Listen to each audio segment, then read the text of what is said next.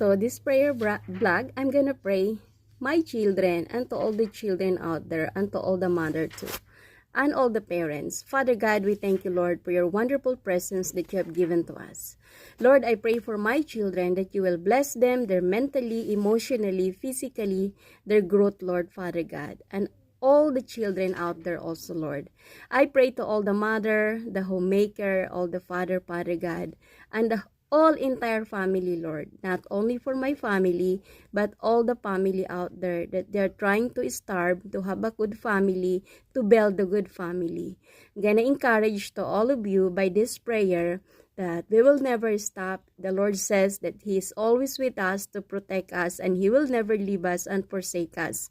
We as parents, as a mother, as a homemaker, that we can do all things through Christ, that He will give us strength. Lord, we thank you, Lord. Give us wisdom and understanding. In Jesus' name.